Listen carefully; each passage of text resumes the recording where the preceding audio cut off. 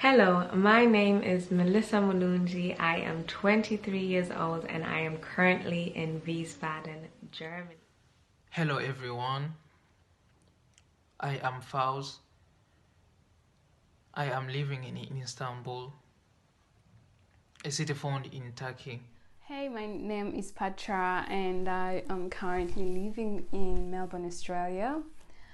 Hi, my name is Farida Nadumba. Currently staying in Boston, Massachusetts. So recently I was in Hey everybody, my name is Abe Olusimbi. I'm a Ugandan and I live in Italy, southern Italy. My name is Christopher Katompanga, a law student at Oxford Brookes University in Oxford, United Kingdom. My brothers and sisters back in Uganda, I greet you. My name is Aaron Demkika, the current students president here in Cairo, Egypt.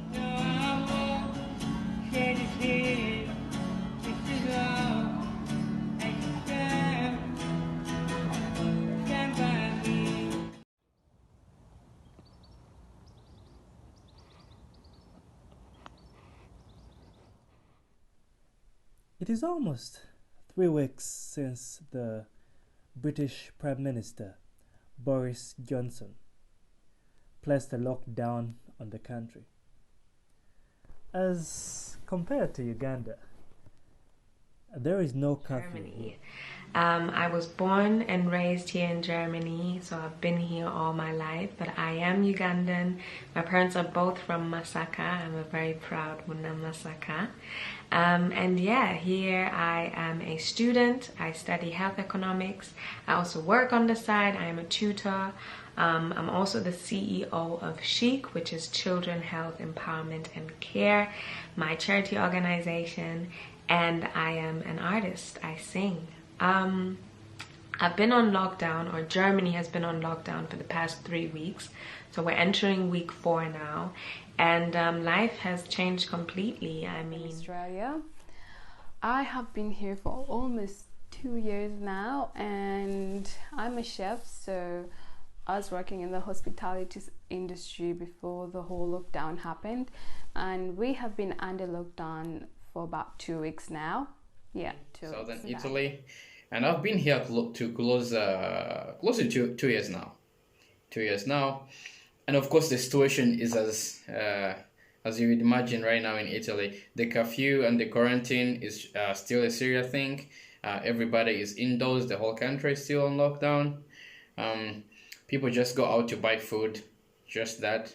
No, not anything else. And all the shops were closed, apart from the supermarkets and the supermarkets and that. But As you know, coronavirus is the hype in the world now. It's all over, and it is no longer a new feed in both newspapers and on internet. Now that it is out there, it is time for us to be safe. It is time for us to be alone. And for that, I also isolated myself, and I live in an isolated room in the hostel that I live in Massachusetts. So recently I was in New York City. I went to check on my mom because the situation there was so critical, but I had to take the risk of going to Manhattan. So the situation there is so bad, like people are dying. All you can see is ambulances, paramedics moving up and down to save people's lives. This virus is so serious. It's killing people, the young, the elderly. Thank them so much. So here in Egypt, at the start of March, they had registered only 1 case of coronavirus, and 1 week later, they had closed 48 cases. 2 weeks later, they had closed 100 cases. So this called for immediate action from the government. The government had to close down schools for the first 2 weeks. That is basically from the 15th of March. 2 weeks later, cases were just increasing, so they had to introduce a curfew. a curfew that had run from 6 p.m. in the evening till 6 a.m. in the morning. That curfew is still on up to today, because after those 2 weeks, they had to further extend the lockdown for more 2 weeks. That we expect that it will end on the 23rd of April. For me personally, of course, university has been closed, so my exams have been postponed. University classes have started this week online. Also my work, I'm going to be able to continue that online from this week forward. But yeah, I mean, I stay alone. I haven't been able to see my friends or family for the past month almost, which has been quite challenging is the word.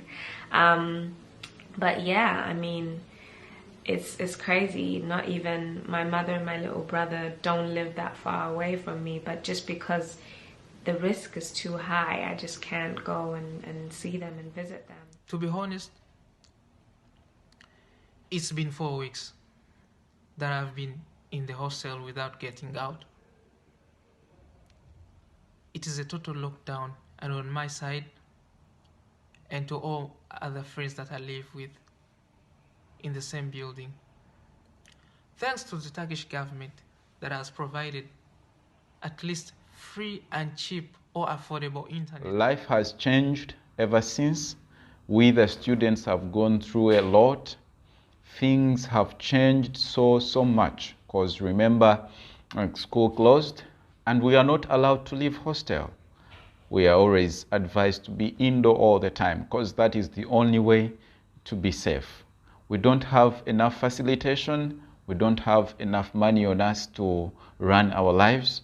We had to make our cry to the embassy and the Ugandan government as well, but it was in a timing where the pandemic had as well gone to our country, Uganda.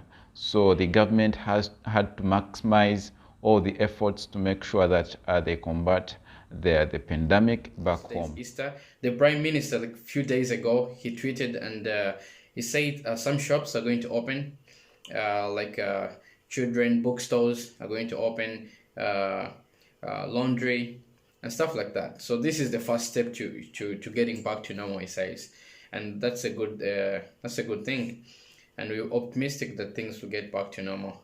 Yeah. Life has not been easy, but me, I've tried to take advantage of being indoors. So I create a nutrition and fitness videos right from my room, and I post them online for others to follow along. So you can as well look out for it at Aaron Health Fit. That is over YouTube, Facebook, and Instagram as well. So you can exercise from your home and you can eat well to boost your immunity. Coping with this crisis by doing my best to follow the necessary precautions, and above all, praying to God to protect my family, friends, and country. In fact, my hands were recently damaged due to overusing hand sanitizer. I have since resorted to using soap and water, which I think is a much better option. When I came back from New York City, I was quarantined for 14 days. Thank God I made it out alive, I would say, because everybody who just hears COVID-19 is like, you're going to die. So I literally made it out. So I had to come back at work. So this is the situation at work. We have to cover up. We have to, we have to distance. We have to, like, it's really hard because you have to take care of people who are sick, and then this, you hear this virus is going around killing people, and you're like, oh my goodness, I could go back with it at home. I could give it to anybody, my sisters and everybody. So we are in a total lockdown. 90% of the Americans have filed for unemployment. They're not working, they're staying at home, social distancing, away from friends and other families. So you have to take it so serious. Stay at home. Stay with your family, with your close family.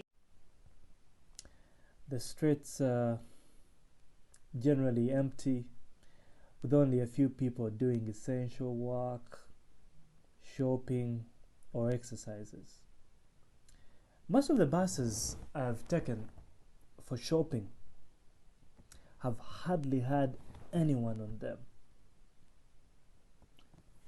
Supermarkets are only letting in a few people to shop at a time, but thankfully there has been a significant reduction in panic shopping. It's been crazy. I wake up and I'm like, is this really what life has become? And I'm definitely, it's an eye-opening experience, you know. I'm sure I'm not going to take this freedom that we have had for granted ever again, spending time with our loved ones. And yeah, even financially, just making sure that in the future, if there was a crisis, God forbid, I need to make sure that I have multiple streams of income. I have for people home is to practice good hand washing reasonable times in a day, and also take your time, because now we have all the time in the world to use those 20 seconds to just try to remove all the bacteria from your hands, and try as much as possible not to touch your face. I know this is the hardest part, but once you're aware of whatever is going around, then it shouldn't be as hard as it used to be. For people back home, yeah, really, one thing I can advise is, like I've always been saying, people should take quarantine very, very seriously. I mean, it only works when everybody is on board.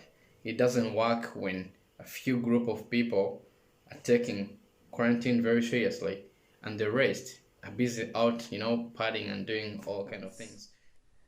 It seems to be safe where I am if one takes the necessary precautions. The more we stay home is the less time that we're going to be in this kind of situation. And finally, please take care of your mental health. Right now, it's a period that is quite sensitive in all sorts of ways, and it's really important to take care of your mental health. Don't worry too much. If you get so worried, try to stay away from the news, but then also get information that is factual. So get it from trusted government sites, and as opposed to getting all these WhatsApp message information that is coming in. It's quite overwhelming as well.